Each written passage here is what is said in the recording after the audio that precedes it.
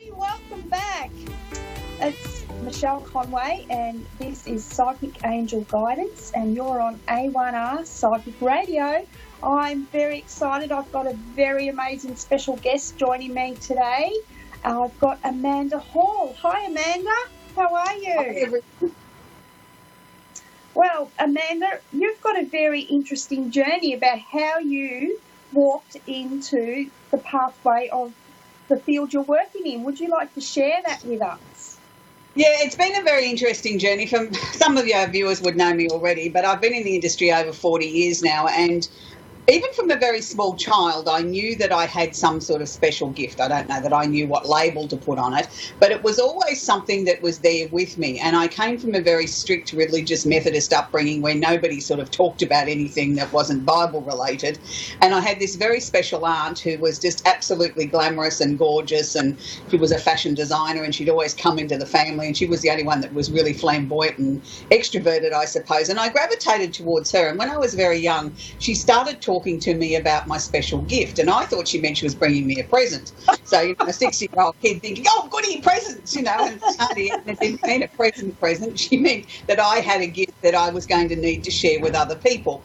So she took me to one side, unbeknownst to everybody else in the family, and started teaching me things to work with, like matches and listening to nature and looking for signs and all those sort of things. And as different things happened in my life, I got run over by a car when I was 8, and a few months after that I got bitten by a dog. And this wonderful man that lived a block away from us, used to be across the road from my school bus stop, he came to my rescue with the dog. And I mean, after being run over by a car on the footpath and then being bitten by a dog, I started to think maybe I was jinxed. And he sort of talked me through that and said, no, you've got a special gift. And I thought, oh, he's been talking to Auntie Edna, Well, anyway, a couple of months after that, I had a very sudden dream that he came to me in a dream in the middle of the night, and he was saying goodbye. And I was too young to understand what that meant at the time. Yeah. The next day, of course, we got the news that he'd passed away. And I happened to sort of be the precocious little child I was. I piped up and I said, "And what time did Mr. Smith die?" And they all looked at me in horror. Why would you ask such a question like that? Well, I wanted to know whether it was the time that he came to me in this dream. And they said, oh, well, we don't know. And I said, well, go and ask Mrs. Smith. And they all looked at me in horror again. But eventually I did find out he did come to me at the time of his passing. So we must have had a special connection there. And there was things like that happened throughout, the next 10 or so years of my life that I couldn't explain. I thought everybody could see things and hear things. And it wasn't until I was in the film industry and I started mucking around with cards and things like that as something to do. I used to work for a company that used to make the newsreel that used to be on at the movies, and Tuesday was newsreel day, so we used to all have to keep ourselves entertained waiting for the footage to come in, and then it was all action stations. And I started reading cards for people just as a bit of a joke, a party trick. And that many people came back to me and said, "You're really good at this." And I said, "Oh, don't be ridiculous. It was just a guess. It was this, it was that." So that was probably really how I launched into it. And it wasn't something that I chose to do, and it wasn't something I had intentions of doing. And then a few years later, when I was married and things were going very nicely in my life and we had a business and all those sort of things, and card reading, again, was still something I just did as a party trick. And our lives changed, and I got forced into it because we had some personal stuff in our lives where we had to raise money quickly. And I went back to my old boss and said, "Can I get my job back?" And he said, "Well, you're not going to be able to earn enough money quickly enough for what you need." And I was a bit disappointed because he didn't give me my old job back. I thought, well, maybe I wasn't very good at it. The next thing I know, he'd placed an ad in the local paper for me to do card reading and hadn't told me. And the phone started ringing. People were booking for appointments. And I thought, oh, okay, look, I'll do this until we get this personal problem out of the road, and that'll be it. Well, in that meantime of that 2-week leading up to sorting this out, the local paper came out and decided to do a story on me. And I thought it'd be a tiny little paragraph somewhere. No, it was a whole page. So the rest was history, you could say. After that, the phone started ringing and people started booking. And I didn't have much choice. And another little story I want to quickly share with you, which a lot of people have found amusing over the years. Many years after that, I was living in another state. I was in Western Australia. And even today, I don't think the law is actually on our side as far as they've changed the antiquated law of us not being able to do readings or pretend to tell fortunes, as they call it. It was one of those acts that actually came out with the First Fleet, when the country was first established here in Australia. Nobody bothered to change it. Well, anyway, in Western Australia, if they got a complaint, they had to act on it, and, they'd go out and have a reading and whatnot. Anyway, this one particular day, I can remember doing 3 gentlemen, and the third one I felt really uncomfortable with. The cards were hot and I ignored it, and I kept on thinking all the way through the reading, this man's not telling me the truth. I'm saying something and he's saying no. Anyway, I was about to do the next reading, and the gentleman I was reading for then said to me, it looks like a couple of detectives have just walked in your front door. And I said, oh, don't be ridiculous. And I kept going. And then I realised what he'd meant. Well, because I'd done the reading for a police officer, yes, I got arrested, and I've got a criminal record for fortunes. And again, that was another marker in time in my career. I went in, I pleaded guilty sometime later in the court, and I was about to give it up then.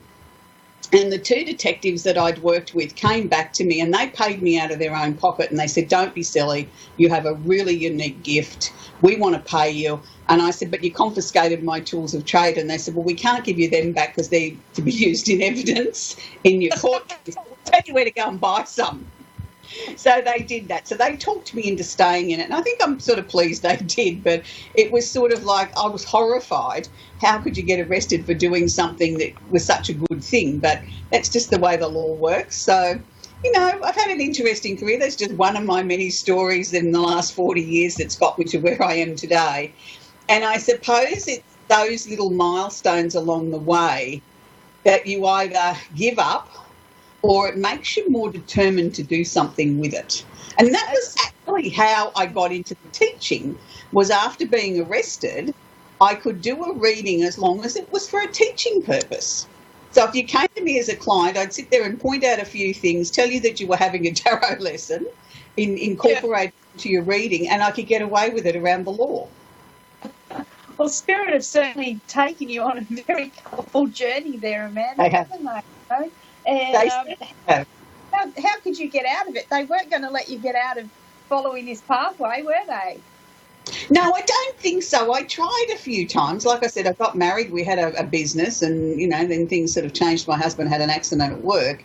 And then even after that, after, being arrested and all that sort of thing, and then he passed away tragically, just before he passed away, I sort of was looking to change careers again. I was going to go and train to be a naturopath, and I looked at it and I looked at it and I looked at it and I thought, oh, gee, if my instincts are right and he's not going to be with me much longer, I don't know how I'm going to be able to financially afford this.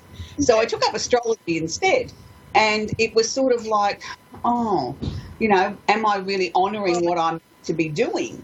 But I found with astrology, it gave me healing that I could give to people, maybe not in a nutritional way, but in a way for the soul. So it really became another passion of mine, and it really did help me through my very long, lonely months of grief that followed only 6 months after that. So I'm very grateful that Spirit pushed me into that, that gave something to hang on. Sorry, Amanda, you learnt firsthand then what a real valuable healing tool astrology is with the tarot for yourself, so that gave you that ability to use it for others too then in that context. Yeah, it did, because in my very early basic learning of astrology, I met a lady that shoved a handful of books at me and said, quickly work through these, I'll help you with whatever you don't understand. And of course, the first rule of astrology is work on your own chart and work on those that are closest to you. And I started looking at my children's charts, and I put them away because it said, early loss of parent, and I thought, oh geez, I don't want to look at that. So I put that to one side, but I just sort of tried to work through it as quickly as I could while I had her capabilities there to help me and show me some of the more advanced techniques. I don't say at the time I fully understood it, but I retained enough that when I did come back to the East Coast that I could continue on with my studies. And again, I'm going to say Spirit showed me things that probably other people would never get the opportunity. I got to meet Doris Greaves, who was one of Australia's most prolific astrologers at the time. She used to write for The New Idea. I got to pick her brains, didn't know what questions I was asking, mind you. But, I've only been in it such a short while. But I also had the good fortune of meeting David Helfgott. out of the movie Shine. I met him and his wife Gillian, and Gillian is an astrologer, and she came to this astrological meeting talking about how her and David met and how she got him back into his music and all this sort of stuff. And the night I met David, he wasn't in particularly one of his better moods. He was sitting in the corner rocking backwards and forwards in the fetal position. But when I went up to have a conversation with him, he sort of burst into song, and he kept on saying to me, "You're going to be a star, you're going to be a star." And I said to him, "Well, that'll be nice." And all I was thinking was, you know, you're the star. I feel very privileged and humbled to be in your energy. And I could remember Gillian looking at my chart, and she said to me, "Born to be an astrologer." And I said to her, "Well, thank you very much for the compliment, but I don't think so." I said, "I'm finding it very overwhelming." And she said, "Just looking at your chart," she said, "you're a natural." She said, you will master this." And I thought, oh, okay. So, I had some fortunate things along the way like that to meet some amazing people. And you have, and look at where you are now. You've got a gift that you're using and sharing with everybody. I feel that the world is very lucky to have someone like you with the natural ability that you have to share and help others in this world at the moment too, especially the way things are in some places for some people. So thank you, Amanda, for sharing your gift and listening to Spirit. It's been really amazing listening to your journey as well. We've got Jessica in Richwood in Texas on the line. How are you, Jessica? You there, Jessica? Hello?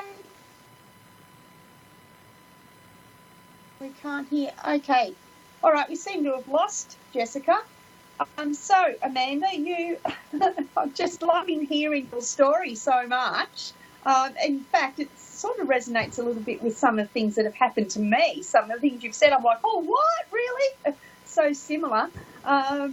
But tell me, and the listeners, about how you got into writing your tarot books, because that was really interesting. I found that fascinating when you were sharing that with me when we were talking last week. So. The tarot course was again partly back to being arrested, and I had a gentleman rang up for a reading through another client of mine, and I didn't know. I knew who he was by name, but I didn't know what he looked like. And he came in, had this reading, and at the end of the reading, he offered me a job in Hong Kong with him.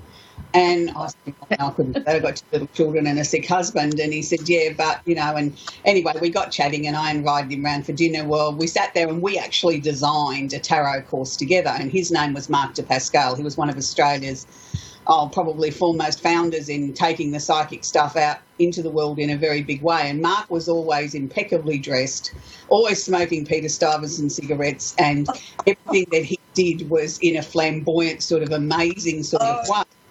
So I can remember us sitting down, designing this tarot course, because he said to me, we can teach it. He said it's legal to teach, and that's how we got into it. Over a couple of packets of cigarettes and a couple of bottles of French champagne, and the course somehow flowed. He couldn't type, so I got to type. I wonder why after a couple of bottles of French champagne. Oh, well, yeah, well, that was just the way Mark handled everything. After 5 o'clock was French champagne time, and always a Peter Stuyvesant in your hand. And, we designed this course, so we got all these people booked in. And it was going to be at my house because I had the bigger dining room. And it came to the couple of days before the course, and he suddenly got called to Melbourne, and I had to babysit the course. So I took the first lesson, and I kept everyone saying, Mark will be back next week, and he's the teacher. I'm just learning.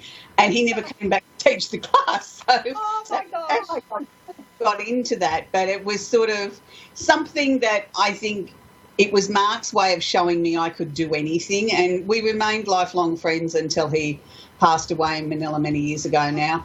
And I still feel Mark around me constantly, and that's why when I got the opportunity to write the Simply Tarot book for Hinkler Books here in Australia, the very, very first spread that I use in the book is known as the Mark and Amanda spread, because that is actually one Mark and I designed together for the tarot course all those years ago, as a way of introducing our students to the major arcana and getting them to be hands-on very quickly.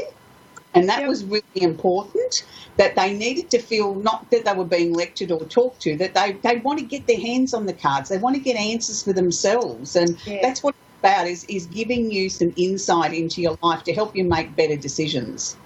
Amanda, when you first got cards way back in your childhood given to you, I know when I got my first lot of cards, I didn't know that they actually had meanings. I just knew you had your major arcana and your four suits. But did you know back at the start that they had meaning, that you could actually learn the meanings and all of that sort of thing? Was that something you came across as you grew with the tarot? That leads me into another funny story. I'd always wanted a set of tarot cards and I could never find a set. I was living in Gladstone and one of my girlfriends there, I must have been talking to her about it, and she come flying in the driveway one morning and she said, I've got it. And I thought, what on earth is she talking about? I thought she meant there must have been a snake in the driveway, and I'm terrified of snakes. Anyway, she comes in with this little blue books and she says, quick, put the kettle on. Oh, okay, right. And it was a set of tarot cards. So anyway, we sat down with a little book that came with the tarot cards. We probably sat there for an hour with that. Decided that was useless, flung it over our shoulders and said we didn't like what they had to say. And I started putting words to the pictures and started giving her a reading. And she said, well, this is really good. Well, before I knew it, our husbands were all on shift work. Every time the boys were on afternoon shift, all the girls would get together and we'd do different things. And my thing was I was practicing reading tarot with them all. So it was sort of an interesting way of there. Yeah, of gravitating onto tarot after working with so many other forms of predictive tools, that the tarot was just so natural to me. It was sort of like I didn't agree with what they were saying within the book. And I certainly didn't feel, even right back then, that they needed to be reversed, because to me it felt wrong, and I've always stood by that in the last 40 years, is that you don't change because the card's upside down. We don't change as people if we stand on our head. We might get a bit dizzy, but we don't change our personality. Well, neither does the card. Yes, I agree. I don't use reverse key either when I use the tarot. Mm-hmm. I don't think you need to. The tarot can give you so much, can't they? It's such a never-ending story and growth and knowledge and well of it, reaching out into the ethers and your subconscious self, isn't it? Absolutely, and it's something that if you work with them regularly, you see things coming from the end of a reading right up to the present, to almost going into the past. So you can watch it sort of grow and come towards you and give you that insight, which I think is magical. It absolutely is. But you know what? We've got Rachel from Oklahoma on the line now, Amanda, so we better find time to have a chat and give Rachel a reading. So are you there, Rachel? Yes, I am here. Hi, how are you today? I'm doing good. How are you?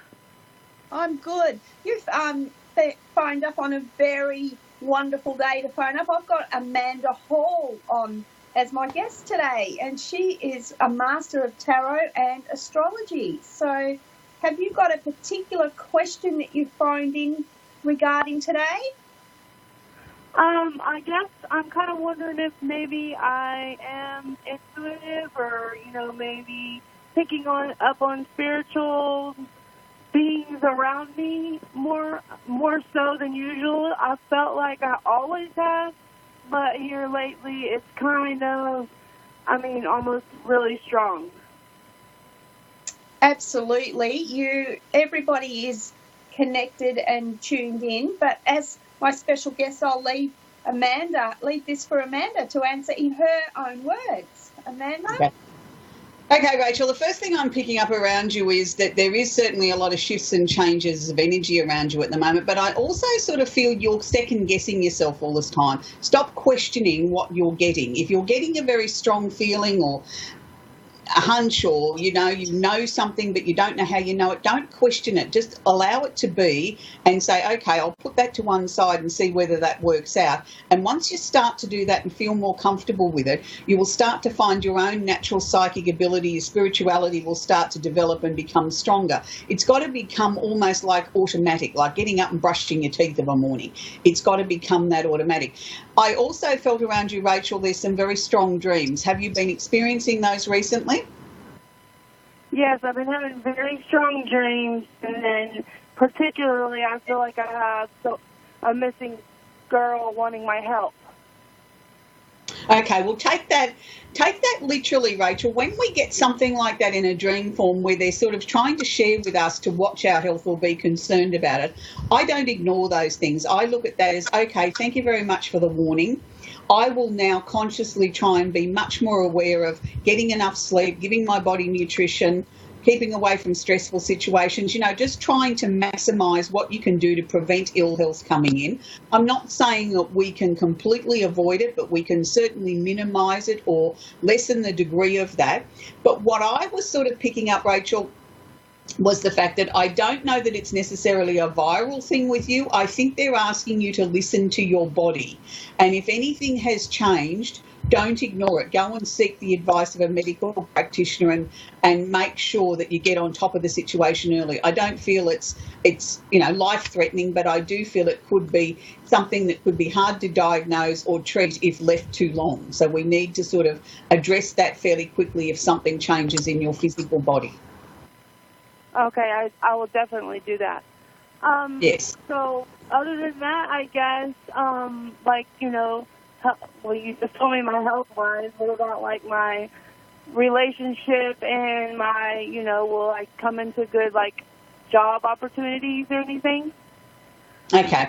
All right, let's address the job situation first. I feel that there's a new job coming in as early as next month, and that's only a week away. So, somewhere in the next 2 to 3 weeks, there's a casual or part-time position which will lead into as many hours as you want, but that will take about 3 or 4 months to build. So that's good because I think it's giving you a chance to sort of ease into this gradually and also attend to any health situation that might crop up. As far as your relationship's concerned, there's been a few tricky areas with that recently, and I want to say I think this is partly zapping your energy a little bit because you've really had to put a lot more energy into this relationship than you normally would consider helpful or useful because you're not ready to walk away from it. You still feel that there's a strong connection, and I agree with you, but I think we also need to be aware that the other person must at least make some attempt to meet you halfway in this. The issues that are there are very real and shouldn't be just pushed under the carpet. We need to address them so that the relationship can continue to grow and get stronger.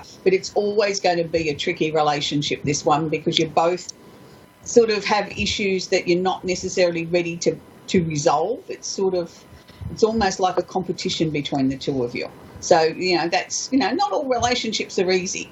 And, some of the best relationships come out of the most rocky starts. I absolutely agree with every bit of that.